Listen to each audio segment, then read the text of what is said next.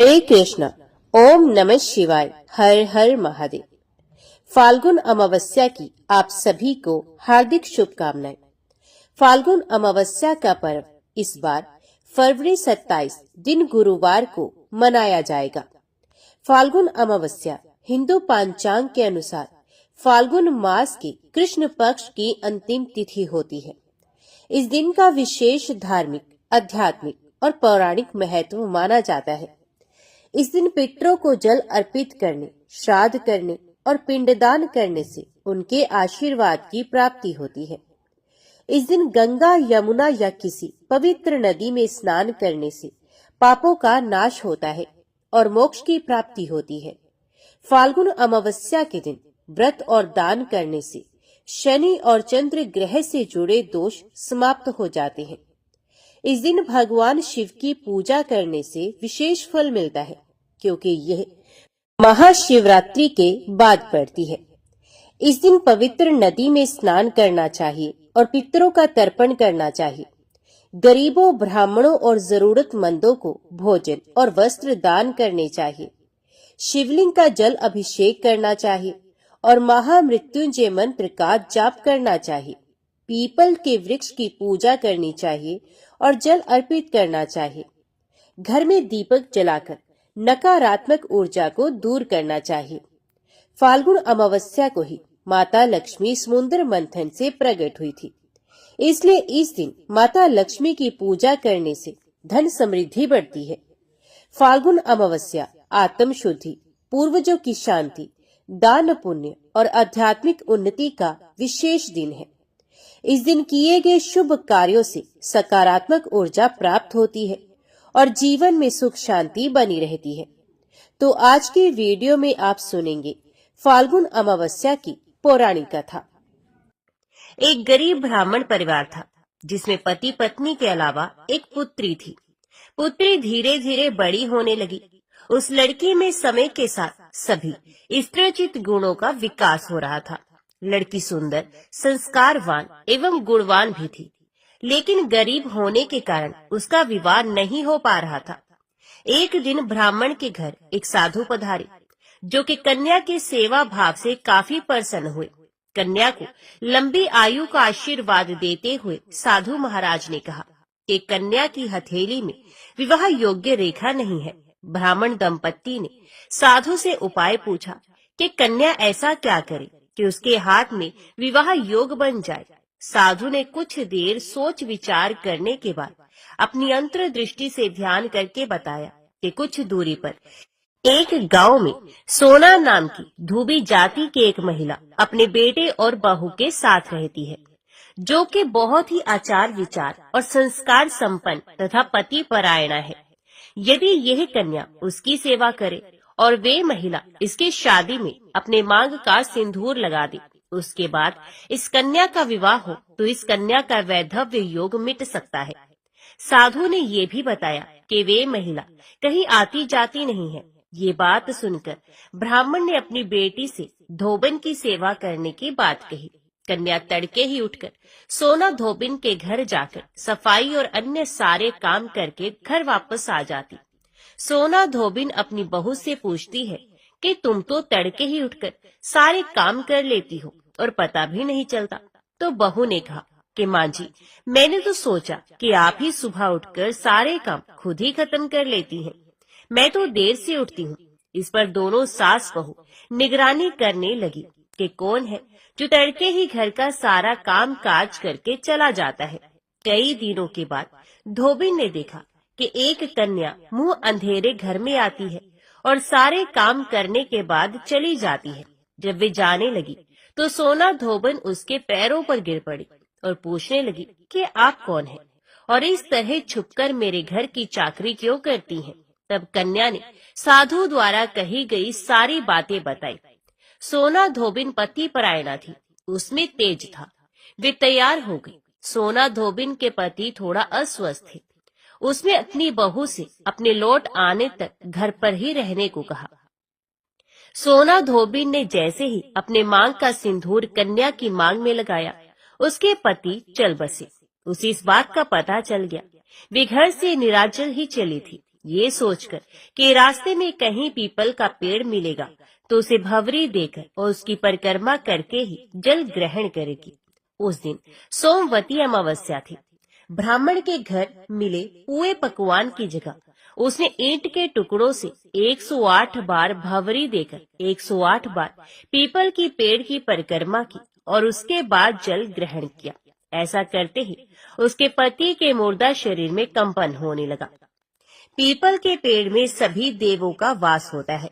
अतः सोमवती अमावस्या के दिन से शुरू करके जो व्यक्ति हर अमावस्या के दिन भंवरी परिक्रमा करने देता है उसके सुख और सौभाग्य में वृद्धि होती है। जो हर अमावस्या को ना कर सके वे सोमवार को पड़ने वाली अमावस्या के दिन 108 वस्तुओं की भंवरी देकर सोना धोबिन और गौरी गणेश की पूजा करता है, उसे अखंड सौभाग्य की प्राप्ति होती है।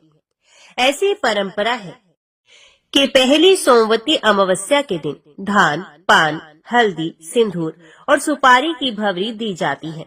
उसके बाद की सोमवती अमावस्या को अपने सामर्थ्य के हिसाब से फल, मिठाई, सुहाग सामग्री, खाने की सामग्री इत्यादि की भंवरी दी जाती है। भंवरी पर चढ़ाया गया सामान किसी सुपात्र ब्राह्मण, ननद या भांजे को दिया जा सकता है। अपने गोत्र या अपने से निम्न गोत्र में वे दान नहीं देना चाहिए। कहा जाता है कि महाभारत में भीष्म ने युधिष्ठिर को इस दिन का महत्व समझाते हुए कहा था कि इस दिन पवित्र नदियों में स्नान करने वाला मनुष्य समृद्ध, स्वस्थ और सभी दुखों से मुक्त होगा। ऐसा भी माना जाता है कि स्नान करने से पितरों की आत्माओं को शांति मिलती है। मरीचि के वंशज देवताओं के पितृगण जहाँ निवास करते हैं वे लोग सोमपत के नाम से विख्यात है। देवता लोग उन पितरों का ध्यान किया करते हैं। वे यज्ञ परायण पितृगण अग्निश्वात नाम से प्रसिद्ध हैं। जहाँ वे रहते हैं वहीं अशोदा नाम की एक नदी प्रवाहित होती है जो उन्हीं पितरों की मानसी कन्या है। प्राचीन काल में पितरों ने वहीं एक अशोद नामक सरोवर का भी निर्माण किया था। पूर्व काल में अशोदा ने 1 सहस्त्र दिव्य वर्षों तक घोर तपस्या की। उसकी तपस्या से संतुष्ट होकर पितृगण उसे वर प्रदान करने के लिए उसके समीप पधारे। वे सब के सब पितृ दिव्य रूपधारी थे।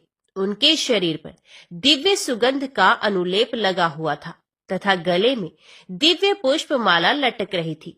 वे सभी नव युवक, बल संपन्न एवं कामदेव के सदृश सौंदर्यशाली थे।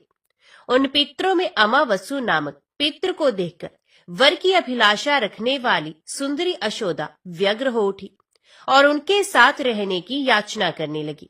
इस मानसिक कदाचार के कारण सुंदरी अशोदा योग से भ्रष्ट हो गई और उसके परिणाम स्वरूप वे स्वर्गलोक से भूतल पर गिर पड़ी। उसने पहले कभी पृथ्वी का स्पर्श नहीं किया था। जिस तिथि को अमावसु ने अशोदा के साथ निवास करने की अनिच्छा प्रकट की वे तिथि उनके धैर्य के प्रभाव से लोगों द्वारा अमावस्या नाम से प्रसिद्ध हुई। इसी कारण ये तिथि पितरों को परम प्रिय है। इस तिथि में किया हुआ श्राद्ध आदि कार्य अक्षय फलदायक होता है। इस प्रकार तपस्या के नष्ट हो जाने से अशोदा लज्जित हो गई। वे अत्यंत दीन होकर नीचे मुख किए हुए देवपुर में उन्हें अपनी प्रसिद्धि के लिए पितरों से प्रार्थना करने लगी। तब रोती हुई उस तपस्विनी को पितरों ने सांत्वना दी। वे महाभाग पितर भावी देव कार्य का विचार कर प्रसन्नता एवं मंगल से परिपूर्ण वाणी द्वारा उससे इस प्रकार बोले, हे देवी, बुद्धिमान लोग स्वर्गलोक में दिव्य शरीर द्वारा जो कुछ शुभाशुभ कर्म करते हैं वे उसी शरीर से उन कर्मों के फल का उपभोग भी करते हैं, क्योंकि देव योनि में कर्म तुरंत फलदायक हो जाते हैं।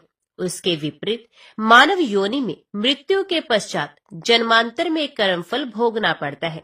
इसलिए पुत्री, तो मृत्यु के पश्चात जन्मांतर में अपनी तपस्या का पूर्ण फल प्राप्त करोगी। 28वें द्वापर में तुम मत्स्य योनि में उत्पन्न होगी।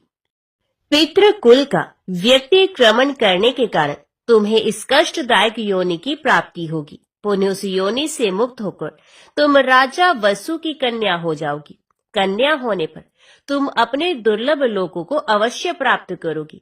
उस कन्यावस्था में तुम्हें बद्री बेर के वृक्षों से व्याप्त दीप में महर्षि पराशर से एक ऐसे पुत्र की प्राप्ति होगी जो बद्रायण नाम से प्रसिद्ध होगा और कभी अपने कर्म से च्युत ना होने वाले नारायण का अवतार होगा। तुम्हारा वे पुत्र एक ही वेद को अनेक 4 भागों में विभक्त करेगा। तदंतर समुद्र के अंश से उत्पन्न हुए पूर्ववंशी राजा शांतनु के संयोग से तुम्हें विचित्र वीर एवं महाराज चिंद्रागत नामक 2 पुत्र प्राप्त होंगे। बुद्धिमान विचित्र वीर के 2 क्षेत्रज्ञ धृतराष्ट्र और पांडु पुत्रों को उत्पन्न कराकर तुम प्रोष्ठपदी भाद्रपद की पूर्णिमा और पौष कृष्ण अष्टमी आदि में अष्टकार रूप से पितृलोक में जन्म ग्रहण करोगी। इस प्रकार मनुष्यलोक में सत्यवती और पितृलोक में आयु एवं आरोग्य प्रदान करने वाली तथा नित्य संपूर्ण मनोवांछित फलों की प्रदात्री अष्टका नाम से तुम्हारी ख्याति होगी। कालांतर में तो मनुष्य लोक में नदियों में श्रेष्ठ पुण्य सलीला अशोदा नाम से नदी रूप में जन्म धारण करोगी। ऐसा कहकर पितरों का वे समुदाय वहीं अंतर ध्यान हो गया तथा अशोदा को अपने उन समस्त कर्म फलों की प्राप्ति हुई जो पहले कहे जा चुके हैं। कुरुक्षेत्र में कौशिक नामक एक धर्मात्मा महर्षि थे। उनके 7 पुत्र थे। उन पुत्रों के नाम कुछ इस प्रकार थे: सवस्रक, क्रोधन, हिंस्त्र, पिशुन, कवि, वाग्दुष्ट एवं पितृवती। पिता की मृत्यु के पश्चात वे सभी महर्षि गर्ग के शिष्य हुए। उस सभी समस्त लोगों को भयभीत करने वाली महती अनावृष्टि हुई, जिसके कारण भीषण अकाल पड़ गया। इसी बीच वे सभी तपस्वी अपने गुरु गर्गाचार्य की आज्ञा से उनकी सेवा में लग गए। वहां वन में वे सभी भूख से अत्यंत पीड़ित हो गए। जब क्षुधा शांति का कोई अन्य उपाय नहीं सूझा, तब छोटे भाई पितृव्रती ने श्राद्ध कर्म करने की सम्मति दी। बड़े भाइयों द्वारा अच्छा ऐसा ही करो ऐसी आज्ञा पाकर पितृव्रती ने सम्माहित चित होकर श्राद्ध का उपकर्म आरंभ किया। उस समय उसने छोटे बड़े के क्रम से 2 भाइयों को देव कार्य में, 3 को पितृ कार्य में और 1 को अतिथि रूप में नियुक्त किया तथा स्वयं श्राद्ध कर्ता बन गया। इस प्रकार पितृप्रायण पितृव्रती ने पितरों का स्मरण करते हुए मंत्रोच्चारण पूर्वक श्राद्ध कार्य संपन्न किया। काल कर्म के अनुसार मृत्यु के उपरांत श्राद्ध वैगुण्य रूप कर्म दोष से वे भी सभी दासपुर मंदसौर नामक नगर में बहेलिया होकर उत्पन्न हुए। किंतु पितृ स्नेह श्राद्ध कृत्य से भावित होने के कारण उन्हें पूर्व जन्म के वृतांतों का स्मरण बना रहा। पूर्व जन्म के कर्मों के परिणाम स्वरूप वे क्रूर कर्मी बहेलियों के घर में पैदा तो हुए, परंतु पितरों के ही महात्म्य से वे सभी जाति स्मर पूर्व जन्म के वृतांतों के ज्ञाता भी बने रहे। उन्हें श्राद्ध कर्म के फल से वैराग्य उत्पन्न हो जाने के कारण उन सभी ने अनशन करके अपने अपने उस शरीर का त्याग कर दिया। तदंतर वे 7 कालंजर पर्वत पर भगवान नीलकंठ के समक्ष मृग योनि में उत्पन्न हुए। वहां भी पितरों के स्नेह से अनुभावित होने के कारण वे जाति स्मर बने ही रहे। उस योनि में भी ज्ञान और वैराग्य उत्पन्न हो जाने के कारण उन लोगों ने तीर्थ स्नान में अनशन करके लोगों के देखते देखते धर्म पूर्वक प्राणों का उत्सर्ग कर दिया। तत्पश्चात उन 7 योग अभ्यासी जनों ने मानसरोवर में चक्रवाक की योनि में जन्म धारण किया। अब आप लोग नाम एवं कर्म अनुसार उन सभी का वृत्तांत श्रवण कीजिए। इस योनि में उनके नाम है सुमना, कुमुद, शुद्ध, शीघ्रदर्शी, सुनेत्रक, सुनेत्र और अंशुमान। ये 7 योग के पारदर्शी थे। इनमें से अल्प बुद्धि वाले 3 तो योग से भ्रष्ट हो गए और इधर उधर भ्रमण करने लगे। उसी समय एक पांचाल वंशी नरेश, जो महान बल और पराक्रम से संपन्न था तथा जिसके पास अधिक से अधिक सेना और वाहन थे, अपने क्रीड़ा उद्यान में स्त्रियों के साथ अनेकाविध हाव भाव से क्रीड़ा कर रहा था। उस शोभाशाली राजा को देखकर उन जल पक्षियों में से एक को, जो पितृ भक्त श्राद्ध करता पितृव्रती नामक ब्राह्मण था, उसके मन में राज्य प्राप्ति की आकांक्षा उत्पन्न हो गई। इसी प्रकार दूसरे दोनों ने राजा के 2 मंत्रियों को प्रचुर सेना और वाहनों से युक्त देकर इस मृत्यु लोक में मंत्री पद प्राप्त करने की इच्छा व्यक्त की। उनमें जो 4 निष्काम थे वे सभी श्रेष्ठ ब्राह्मण कुल में पैदा हुए। उन तीनों में से पहला राजा विभ्राज के पुत्र रूप में ब्रह्मदत्त नाम से विख्यात हुआ तथा अन्य 2 कंडरीक और सुबालक नाम से मंत्री के पुत्र हुए। राजा विभ्राज की मृत्यु के उपरांत विद्वान पुरोहित ने ब्रह्मदत्त को राज्य पर अभिषिक्त कर दिया। वे पांचाल नरेश ब्रह्मदत्त प्रबल पराक्रमी, सभी शास्त्रों में प्रवीण, योगज्ञ और सभी जंतुओं की बोली का ज्ञाता था। देवल की सुंदरी कन्या जो सनती नाम से विख्यात थी, राजा ब्रह्मदत्त की पत्नी हुई। वे ब्रह्मवादिनी थी। उस पत्नी के साथ रहकर राजकुमार ब्रह्मदत्त राज्य भार संभालने लगा। एक बार राजा ब्रह्मदत्त अपनी पत्नी सनती के साथ भ्रमण करने के लिए उद्यान में गया। वहां उसने काम कलह से व्याकुल एक कीट दंपत्ति चींटा चींटी को देखा। वह कीट जिसका शरीर कामदेव के बाणों से संतप्त हो उठा था, चारों ओर से चींटी से अनुनय विनय करता हुआ गदगद वाणी में बोला, प्रिय, इस जगत में तुम्हारे समान सुंदरी स्त्री कहीं कोई भी नहीं है। तुम्हारा कट प्रदेश पतला और जंघे मोटे हैं। तुम स्तनों के भारी भार से विनम्र होकर चलने वाली, स्वर्ण के समान गौर वर्णा, सुंदर कमर वाली, मृदु भाषणी, मनोहर हास्य से युक्त, भली भांति लक्ष्य को भेदन करने वाले नेत्रों और जीभ से संवेद तथा गुड़ और शक्कर की प्रेमी हो। तुम मेरे भोजन कर लेने के पश्चात भोजन करती हो तथा मेरे स्नान कर लेने पर स्नान करती हो। इसी प्रकार मेरे परदेश चले जाने पर तुम दीन हो जाती हो और क्रुद्ध होने पर भयभीत हो उठती हो। कल्याणी, बताओ तो सही, तुम किस कारण क्रोध से मुंह फुलाए बैठी हो? तब क्रोध से भरी हुई चींटी उस कीट से बोली, शठ, तुम क्या मुझसे व्यर्थ बकवाद कर रहे हो? अरे धूर्त, अभी कल ही तुमने मेरा परित्याग करके लड्डू का चूर्ण ले जाकर दूसरी चींटी को नहीं दिया है। तो चींटा बोला, वर वारिणी, तुम्हारे सदृश रूप रंग वाली होने के कारण मैंने भूल से दूसरी चींटी को लड्डू दे दिया था। भामिनी, तुम मेरे इस एक अपराध को क्षमा कर दो। सुव्रते, मैं पुनः कभी भी इस प्रकार का कार्य नहीं करूंगा। मैं सत्य की दुहाई देकर तुम्हारे चरण छूता हूँ, तुम मुझ विनीत पर प्रसन्न हो जाओ। इस प्रकार उस चींटे का कथन सुनकर वे चींटी प्रसन्न हो गई। इधर चक्रपाणी भगवान विष्णु की कृपा से समस्त प्राणियों की बोली का ज्ञाता होने के कारण ब्रह्मदत्त भी उस सारे वृत्तांत को जानकर विस्मय विमुग्ध हो गए। वे चारों चक्रवाक उसी ब्रह्मदत्त के नगर में एक वृद्ध ब्राह्मण के पुत्र रूप से उत्पन्न हुए थे। उस जन्म में भी वे ब्राह्मण पूर्वत जाति स्मर ही बने रहे। उस समय उनके धृतिमान, तत्वदर्शी, विद्याचंड और तपोत्सुक ये 4 नाम थे। वे कर्म अनुसार एक अत्यंत सुदृढ़, उस ब्राह्मण का नाम भी सुदृढ़ था, ब्राह्मण के पुत्र थे। बचपन में ही इन ब्राह्मणों की बुद्धि तपस्या की ओर प्रवृत्त हो गई। तब ये द्विज श्रेष्ठ पिता से प्रार्थना करते हुए बोले, पिताजी, हम लोग तपस्या करके परम सिद्धि प्राप्त करना चाहते हैं।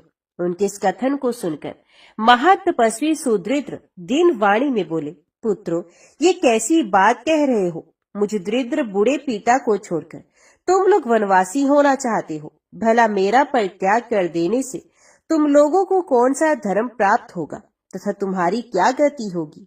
ये तो महान अधर्म है। ऐसा कहकर पिता ने उन्हें मना कर दिया। ये सुनकर उन पुत्रों ने कहा, तात, हम लोगों ने आपकी जीविका उपार्जन का प्रबंध कर लिया है। इसके अतिरिक्त आपको और क्या चाहिए, सो बताइए। यदि आप प्रातः काल राजा ब्रह्मदत्त के समक्ष जाकर आगे बताए जाने वाले श्लोक का पाठ कीजिएगा तो वे आपको प्रचुर धन संपत्ति एवं सहस्रों ग्राम प्रदान करेंगे। उस श्लोक का अर्थ यो है, जो कुरुक्षेत्र में श्रेष्ठ ब्राह्मण, दासपुर मंदसौर में व्यात, कालंचर पर्वत पर मृग और मान सरोवर में 7 चक्रवाक थे, वे सिद्ध होकर यहाँ निवास करते हैं। पिता से ऐसा कहकर वे सभी तपस्या करने के लिए वन में चले गए। इधर वृद्ध सुदृढ़ भी अपनी स्वार्थ सिद्धि के लिए राजभवन की ओर चल पड़े। अब ब्रह्मदत्त की उत्पत्ति कथा बताते हैं।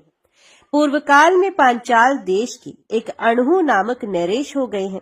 जो विभ्राट के पुत्र थे। वे पुत्र प्राप्ति की कामना से कठोर व्रत में तत्पर होकर सामर्थ्यशाली एवं सर्वव्यापक देव देवेश्वर श्री नारायण श्री हरि की आराधना करने लगे। तत्पश्चात अधिक काल व्यतीत होने पर भगवान जनार्दन उनकी आराधना से प्रसन्न हुए और उनके समक्ष प्रकट होकर बोले, राजन, तुम्हारा कल्याण हो। अब तुम अपना मनोवांछित वरदान मांग लो।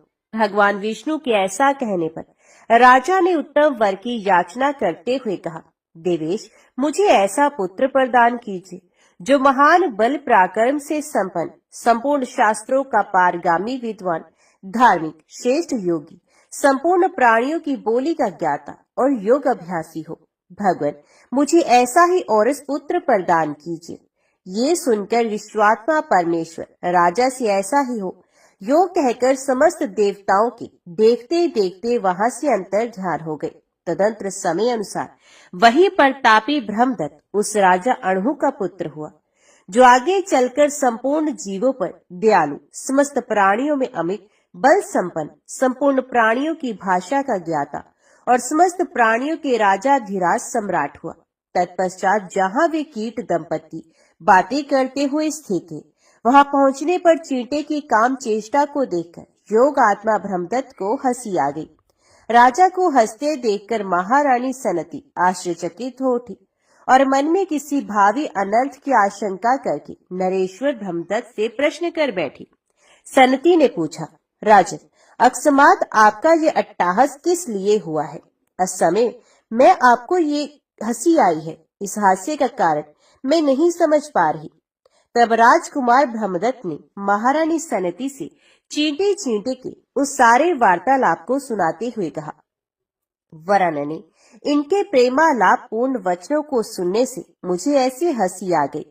मेरी हंसी के विषय में कोई अन्य कारण नहीं है, परंतु रानी सनती ने राजा के उस कथन पर विश्वास नहीं किया और कहा, राजन, आपका ये कथन सरासर असत्य है। अभी अभी आपने मेरे ही किसी विषय को लेकर हास्य किया है, अतः मैं अब जीवन धारण नहीं करूंगी। भला देवताओं के अतिरिक्त मृत्यु लोक निवासी प्राणी चींटे चींटे की वार्तालाप को कैसे जान सकता है?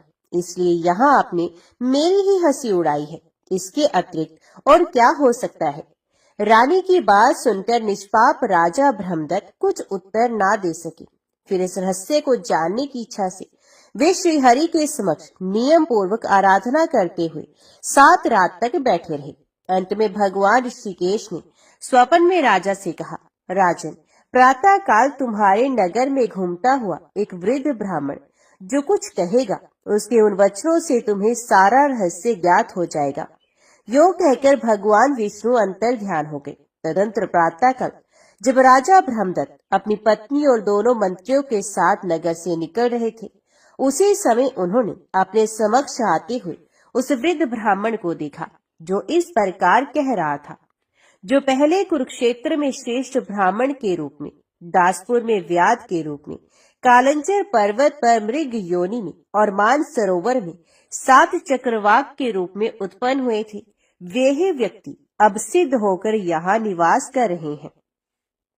ब्राह्मण की ऐसी बात सुनकर राजा शोकाकुल हो अपने दोनों मंत्रियों के साथ भूतल पर गिर पड़े। उस समय उन्हें जाति स्मृतव पूर्व जन्म के वृत्तांतों के ज्ञातत्व की प्राप्ति हो गई। उन दोनों श्रेष्ठ मंत्रियों में एक भव्य सुबालक कामशास्त्र का प्रणेता और संपूर्ण शास्त्रों का ज्ञाता था, जिस संसार में पांचाल नाम से विख्यात था। दूसरा कंड्रीक भी धर्मात्मा और वेद शास्त्र का प्रवर्तक था। वे दोनों भी उस समय राजा के अग्रभाग में शोकाविष्ट हो धराशायी हो गए और उन्हें भी जाति समर्तव की प्राप्ति हुई।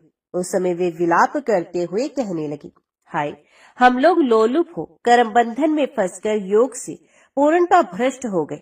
इस तरह अनेकाविध विलाप करके वे तीनों योग के पारदर्शी विद्वान विस्मयाविष्ट हो बारंबार श्राद्ध के महात्म्य का अभिनंदन करने लगे। तत्पश्चात राजा ने उस ब्राह्मण को अनेक गांवों सहित प्रचुर धन संपत्ति प्रदान की। इस प्रकार धन की प्राप्ति से हर्षित हुए उस वृद्ध ब्राह्मण को विदा कर राजा ब्रह्मदत्त ने राज लक्षणों से युक्त अपने विश्वक्सेन नामक और उस पुत्र को राज्य पर अभिषिक्त कर दिया और स्वयं जंगल की राह ली। तदंतर ब्रह्मदत्त आदि वे सभी श्रेष्ठ योगी मत्स्य रहित एवं पितृभक्त होकर उस मान सरोवर में परस्पर आ मिले। सनती का अमर्ष गल गया और वे राजा से कहने लगी, राजा, आप जो ये अभिलाषा कर रहे हैं वे सब राज्य त्याग का ही परिणाम है और निश्चय ही मेरे द्वारा घटित हुआ है। राजा ने तथेति ऐसा ही है कहकर उसकी बात को स्वीकार किया और पुण्य उसका अभिनंदन करते हुए कहा, ये तुम्हारी ही कृपा है जो मुझे ये सारा फल प्राप्त हो रहा है। तदंतर वे सभी वनवासी योग का आश्रय लेकर अपने तपोबल के प्रभाव से ब्रह्मरंध्र द्वारा प्राण त्याग करके परम पद को प्राप्त हो गए।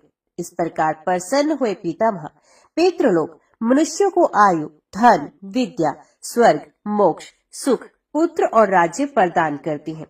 जो मनुष्य ब्रह्मदत्त के इस पितृ महात्म्य को ब्राह्मणों को सुनाता है या स्वयं श्रवण करता है अथवा पढ़ता है, वह 100 करोड़ कल्पों तक ब्रह्मलोक में प्रशंसित होता है। एक समय महामुनि मार्कंडेय जी राजा रोहिताश के यहाँ पधारे और यथा योग्य सत्कार ग्रहण करने के बाद उन्हें कथा सुनाने लगे। कथा के अंत में राजा रोहिताश्व ने कहा, भगवान, मैं श्राद्ध कल्प का यथार्थ रूप से श्रवण करना चाहता हूँ। मार्कंडेय जी बोले, राजन, यही बात आनर्त नरेश ने भद्रयज्ञ से पूछी थी, वही प्रसंग सुनाता हूँ। आनर्त ने पूछा, ब्राह्मण, श्राद्ध के लिए कौन सा समय विहित है? श्राद्ध उपयोगी द्रव्य कौन से हैं? श्राद्ध के लिए कौन कौन सी वस्तुएं पवित्र मानी गई हैं? कैसे ब्राह्मण श्राद्ध कर्म में सम्मिलित करने योग्य हैं और कैसे ब्राह्मण त्याज्य माने गए हैं? भद्रयज्ञ ने कहा, राजन, विद्वान पुरुष को अमावस्या के दिन अवश्य श्राद्ध करना चाहिए। क्षुधा से शीर्ण हुए पितृ श्राद्ध अन्न की आशा से अमावस्या तिथि के आने की प्रतीक्षा करते रहते हैं। जो अमावस्या तिथि को जल या शाक से भी श्राद्ध करता है उसके पितृ तृप्त होते हैं और उसके समस्त पातकों का नाश हो जाता है। आनर्त ने पूछा, ब्राह्मण, विशेषित अमावस्या को श्राद्ध करने का विधान क्यों है? मरे हुए जीव तो अपने कर्म अनुसार शुभाशुभ गति को प्राप्त होते हैं, फिर श्राद्ध काल में वे अपने पुत्र के घर कैसे पहुंच पाते हैं? भद्रयज्ञ ने कहा, महाराज, जो लोग यहाँ मरते हैं उनमें से कितने ही इस लोक में जन्म ग्रहण करते हैं और कितने ही पुण्य आत्मा स्वर्गलोक में स्थित होती हैं और कितने ही पाप आत्मा जीव यमलोक के निवासी हो जाते हैं। कुछ जीव भोग अनुकूल शरीर धारण करके अपने किए हुए शुभ या अशुभ कर्म का उपभोग करती हैं। राजन, यमलोक या स्वर्गलोक में रहने वाले पितरों को भी तब तक भूख प्यास अधिक होती है जब तक कि वे माता या पिता से 3 पीढ़ी के अंतर्गत रहते हैं। जब तक वे श्राद्ध कर्ता पुरुष के मातामह, परमातामह या वृद्ध परमातामह एवं पिता, पितामह या परपितामह पद पर रहते हैं, तब तक श्राद्ध भाग ग्रहण करने के लिए उनमें भूख प्यास की अधिकता होती है। पितृलोक या देवलोक के पितृ तो श्राद्ध काल में सूक्ष्म शरीर से आकर श्राद्धीय ब्राह्मणों के शरीर में स्थित होकर श्राद्ध भाग ग्रहण करते हैं, परंतु जो पितृ कहीं शुभाशुभ भोग में स्थित हैं या जन्म ले चुके हैं, उनका भाग दिव्य पितृ आकर ग्रहण करते हैं और जीव जहाँ जिस शरीर में होता है वहाँ तद अनुकूल भोग की प्राप्ति कराकर उसे तृप्ति पहुँचाते हैं। ये दिव्य पितृ नित्य एवं सर्वज्ञ होती हैं। पितरों के उद्देश्य से सदा ही अन्न और जल का दान करते रहना चाहिए। जो नीच मानव पितरों के लिए अन्न और जल ना देकर आप ही भोजन करता या जल पीता है, वे पितरों का द्रोही है। उसके पितृ स्वर्ग में अन्न और जल नहीं पाते हैं, इसलिए शक्ति के अनुसार अन्न और जल उनके लिए अवश्य देने चाहिए। श्राद्ध द्वारा तृप्त किए हुए पितृ मनुष्य को मनोवांछित भोग प्रदान करते हैं। अनर्थ नरेश ने पूछा, ब्राह्मण, श्राद्ध के लिए और भी तो नाना प्रकार के पवित्रम काल है, फिर अमावस्या को ही विशेष रूप से श्राद्ध करने की बात क्यों कही गई है? भद्रयज्ञ ने कहा, महाराज, ये सत्य है कि श्राद्ध के योग्य और भी बहुत से समय हैं। मनवादी तिथि, युगादि तिथि, संक्रांति काल, व्यतिपात, गज छाया, चंद्र ग्रहण और सूर्य ग्रहण, इन सभी समयों में पितरों की तृप्ति के लिए श्राद्ध करना चाहिए। पुण्य तीर्थ, पुण्य मंत्र, श्राद्ध योग्य ब्राह्मण तथा श्राद्ध के योग्य उत्तम पदार्थ प्राप्त होने पर बुद्धिमान पुरुषों को बिना पर्व के भी श्राद्ध करना चाहिए। अमावस्या को जो विशेष रूप से श्राद्ध करने का आदेश दिया गया है, इसका कारण बताता हूँ। एकाग्रचित होकर सुनो। सूर्य की सहस्रों किरणों में जो सबसे प्रमुख है, उसी का नाम अमा है। उस अमा नामक प्रधान किरण के ही तेज से सूर्य देव तीनों लोगों को प्रकाशित करते हैं। उसी अमा में तिथि विशेष को चंद्रदेव निवास करते हैं, इसलिए उसका नाम अमावस्या है। यही कारण है कि अमावस्या प्रत्येक धर्म कार्य के लिए अक्षय फल देने वाली बताई गई है। श्राद्ध कर्म में तो इसका विशेष महत्व है ही। अग्निश्वात, बहिष्यत, आजप्य, सोमप, रश्मिप, उपहोत, अयुंतुक, श्राद्धभुक तथा अन्नादिमुख, ये 9 दिव्य पितृ बताए गए हैं। आदित्य, वसु, रुद्र तथा दोनों अश्विनी कुमार भी केवल नांदीमुख पितरों को छोड़कर शेष सभी को तृप्त करते हैं। ये पितृगण ब्रह्मा जी के समान बताए गए हैं। अथ पद्म योनि ब्रह्मा जी उन्हें तृप्त करने के पश्चात सृष्टि कार्य आरंभ करते हैं। इनके सिवा दूसरे भी ऐसे मृत्यु पितर होते हैं जो स्वर्गलोक में निवास करते हैं। वे 2 प्रकार के देखे जाते हैं, एक तो सुखी और दूसरे दुखी। मृत्युलोक में रहने वाले वंशज जिनके लिए श्राद्ध करते और दान देते हैं, वे सभी वहां हर्ष में भरकर देवताओं के समान प्रसन्न होते हैं। जिनके लिए उनके वंशज कुछ भी दान नहीं करते, वे भूख प्यास से व्याकुल और दुखी देखे जाते हैं। एक समय की बात है, अग्निश्वात आदि सभी पितृ देवराज इंद्र के पास गए। महाराज इंद्र ने उन्हें आया देख संपूर्ण देवताओं के साथ भक्ति पूर्वक उनका पूजन किया। इसके बाद जब वे देव दुर्लभ पितृलोक को जाने लगे, तब क्षुधा पिपासा से पीड़ित रहने वाले मृत्यु पितरों ने दिव्य स्तोत्रों से, पितृ सूक्त के मंत्रों से तथा पितरों को संतुष्ट करने वाले अन्यान्य वैदिक स्तोत्रों से उन सबकी स्तुति करके दीनतापूर्ण वचनों द्वारा उन्हें प्रसन्न किया। तब वे दिव्य पितर प्रसन्न होकर उनसे बोले, सुव्रतो, हम सब तुम लोगों पर प्रसन्न हैं, बोलो तुम क्या चाहते हो।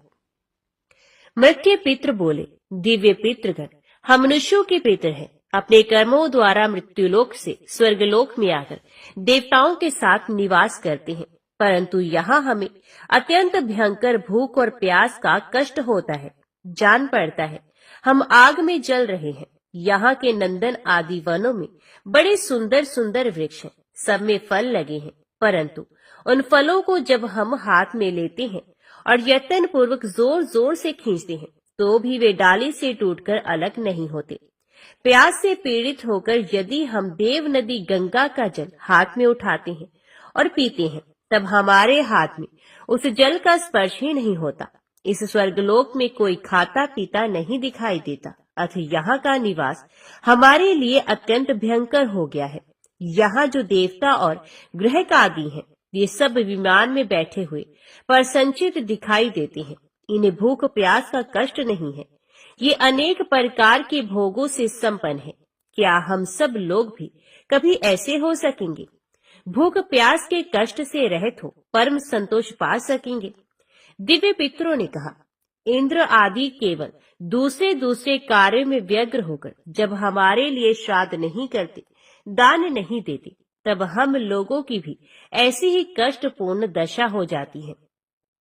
उस समय हम वहां से आकर देवताओं से कहते हैं, प्रार्थना करते हैं।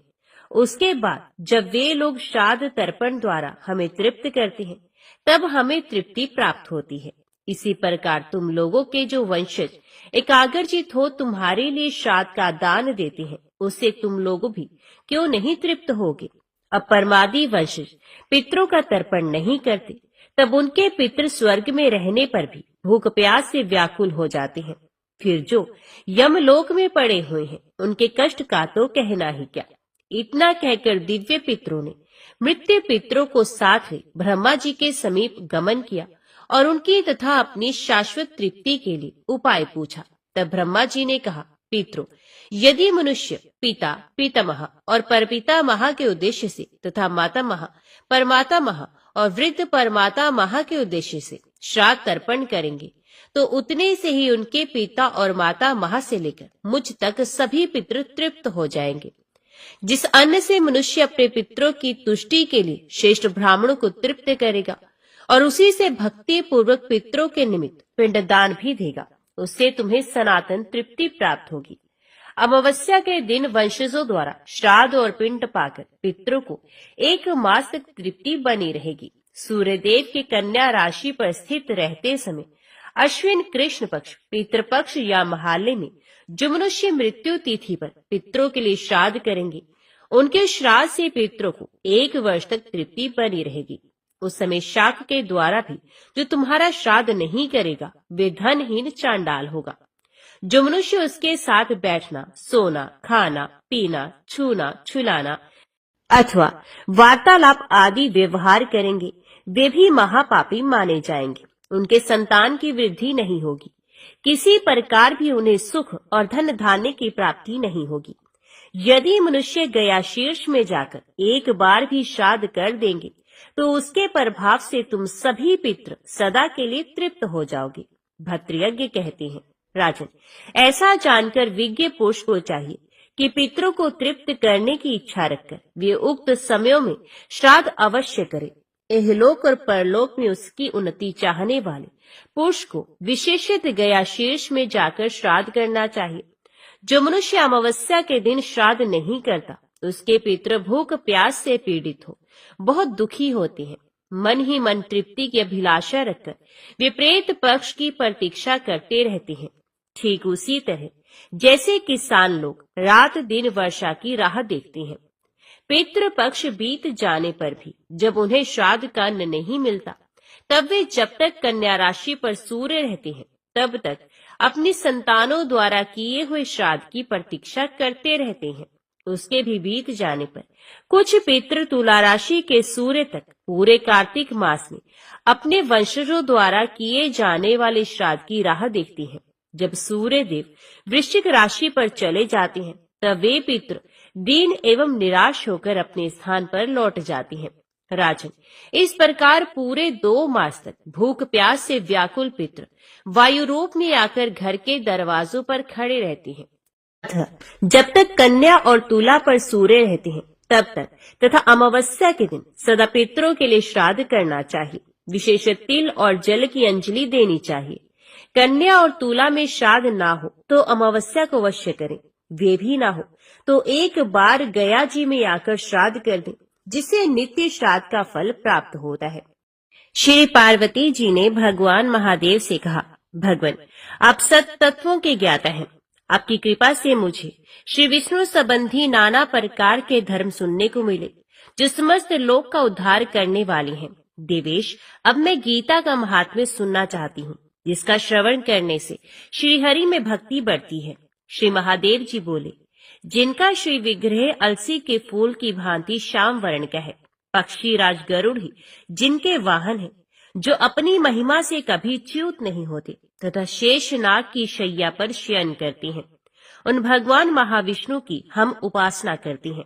एक समय की बात है, मुर्दैत्य के नाशक भगवान विष्णु शेषनाग के रमणीय आसन पर सुख पूर्वक विराजमान थे। उस समय समस्त लोगों को आनंद देने वाली भगवती लक्ष्मी ने आदर पूर्वक प्रश्न किया, भगवान, आप संपूर्ण जगत का पालन करते हुए भी अपने ऐश्वर्य के प्रति उदासीन से होकर जिस क्षीर सागर में नींद ले रहे हैं, इसका क्या कारण है? श्री भगवान बोले, सुमुखी, मैं नींद नहीं लेता हूँ, अपितु तत्व का अनुसरण करने वाली अंतर्दृष्टि के द्वारा अपने ही माहेश्वर तेज का साक्षात्कार कर रहा हूँ। देवी, ये वही तेज है जिसका योगी पुरुष कुशाग्र बुद्धि के द्वारा अपने अंतकरण में दर्शन करते हैं तथा जिसे मीमांसक विद्वान वेदों का सार तत्व निश्चित करते हैं। वे महेश्वर तेज एक अजर प्रकाश स्वरूप आत्म रूप रोग शोक से रहित अखंड आनंद का पुंज निर्हित तथा द्वैत रहित है। इस जगत का जीवन उसी के अधीन है, मैं उसी का अनुभव करता हूँ। देवी, यही कारण है कि मैं तुम्हें नींद लेता हुआ सा प्रतीत हो रहा हूँ। माता लक्ष्मी ने कहा, ऋषिकेश, आप ही योगी पुरुषों के ध्येय हैं। आपके अतिरिक्त भी कोई ध्यान करने योग्य तत्व है ये जानकर मुझे बड़ा कौतूहल हो रहा है। इस चराचर जगत की सृष्टि और संहार करने वाले स्वयं आप ही हैं। आप सर्व समर्थ हैं। इस प्रकार की स्थिति में होकर भी यदि आप उस परम तत्व से भिन्न हैं, तो मुझे उसका बोध कराइए। श्री भगवान बोले, प्रिय, आत्मा का स्वरूप द्वैत और अद्वैत से पृथक, भाव और अभाव से मुक्त तथा आदि और अंत से रहित है। शुद्ध ज्ञान के प्रकार से उपलब्ध होने वाला तथा परम आनंद स्वरूप होने के कारण एकमात्र सुंदर है। यही मेरा ईश्वरीय रूप है। आत्मा का एकत्व ही सबके द्वारा जानने योग्य है। गीता शास्त्र में इसी का प्रतिपादन हुआ है। अमित तेजस्वी भगवान श्री विष्णु के ये वचन सुनकर देवी लक्ष्मी ने शंका उपस्थित करते हुए कहा, भगवान, यदि आपका स्वरूप स्वयं परम आनंद में और मन वाणी की पहुंच के बाहर है, तो गीता कैसे उसका बोध कराती है? मेरे इस संदेह का आप निवारण कीजिए।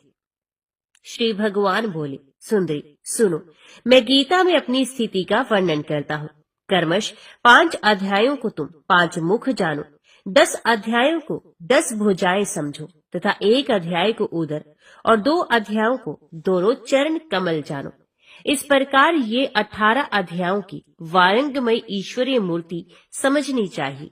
ये ज्ञान मात्र से ही महान पातकों का नाश करने वाली है।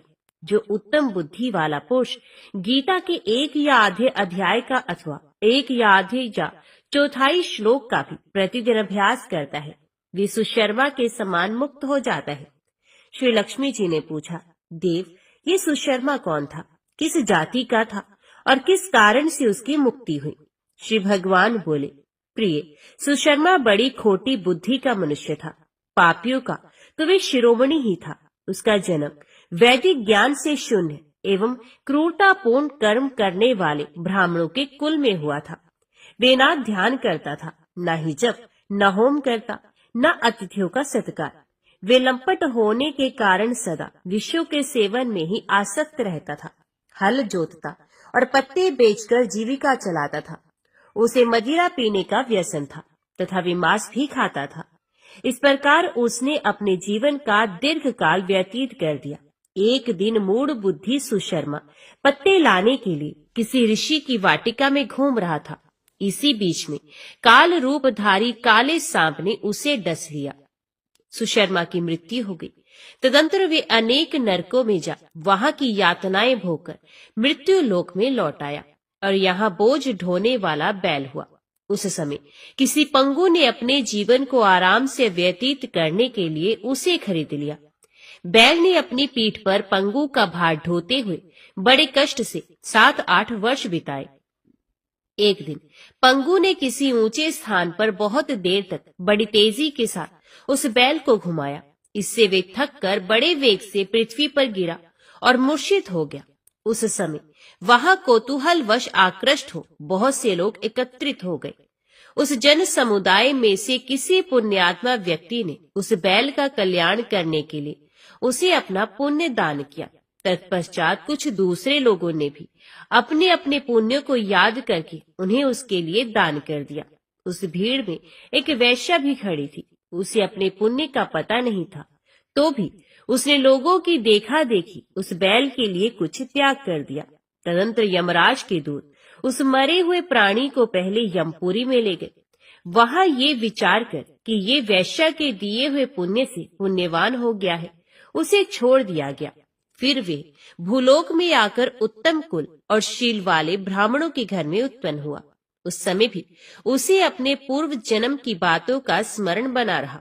बहुत दिनों के बाद अपने अज्ञान को दूर करने वाले कल्याण तत्व का जिज्ञासु होकर वे उस वैश्य के पास गया और उसके दान की बात बताते हुए उसने पूछा, तुमने कौन सा पुण्य दान किया था?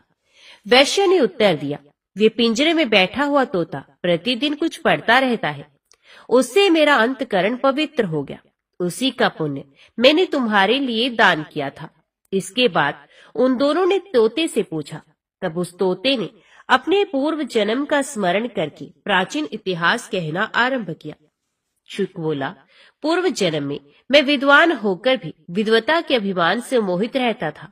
मेरा राग द्वेष इतना बढ़ गया था कि मैं गुणवान विद्वानों के प्रति भी ईर्ष्या भाव रखने लगा। फिर समय अनुसार मेरी मृत्यु हो गई और मैं उन को घृणित लोकों में भटकता रहा। उसके बाद इस लोक में आया।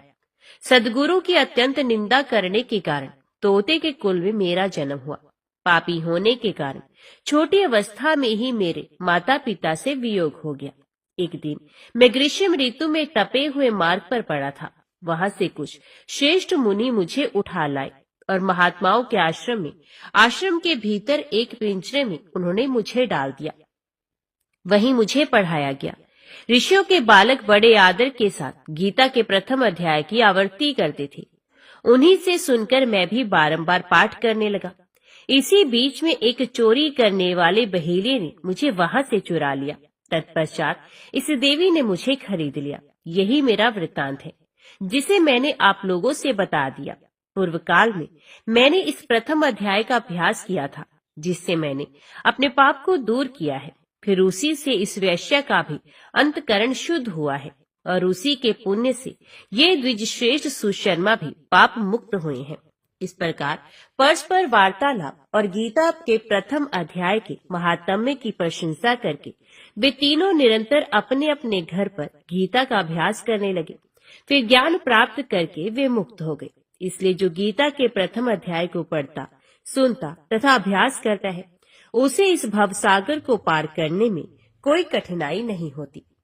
लक्ष्मी, प्रथम अध्याय के महात्म्य का उत्तम उपाख्यान मैंने तुम्हें सुना दिया। अब अन्य अध्याय के महात्म्य श्रवण करो। दक्षिण दिशा में वेद वेता ब्राह्मणों के पुरंदरपुर नामक नगर में श्रीमान देव शर्मा नामक एक विद्वान ब्राह्मण रहते थे।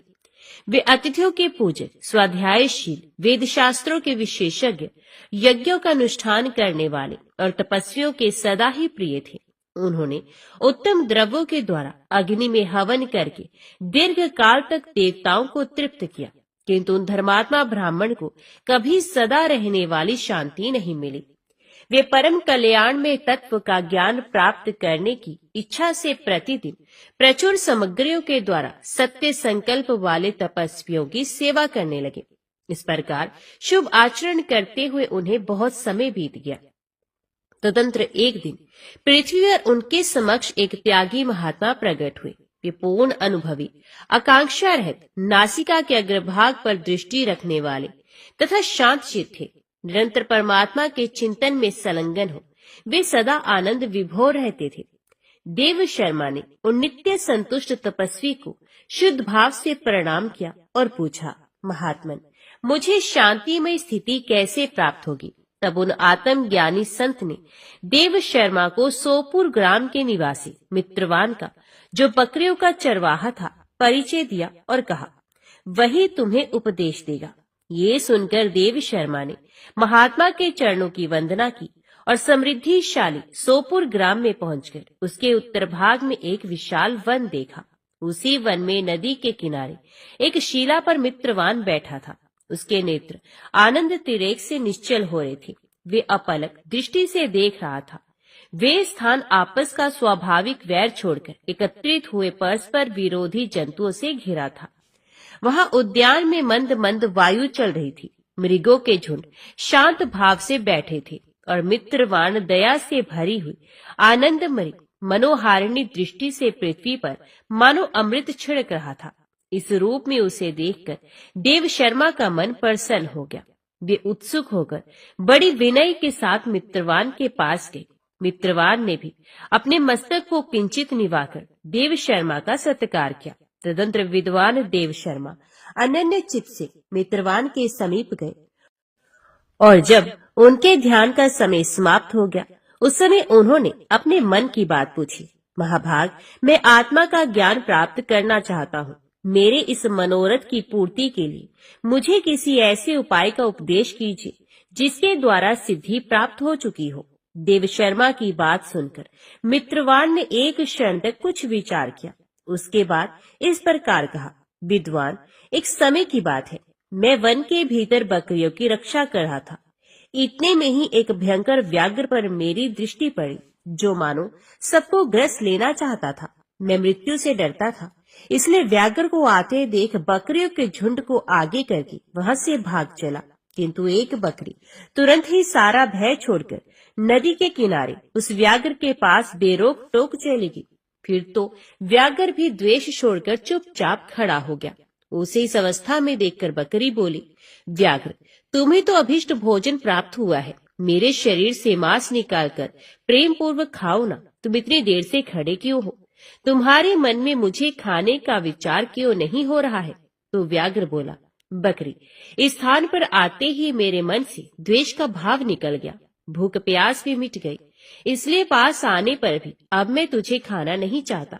व्याघ्र के यो कहने पर बकरी बोली, ना जाने मैं कैसे निर्भय हो गई, इसमें क्या कारण हो सकता है?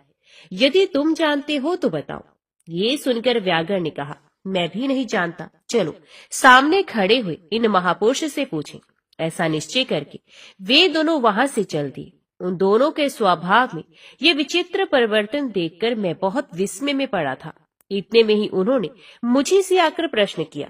वह वृक्ष की शाखा पर एक वानर राज रहता था।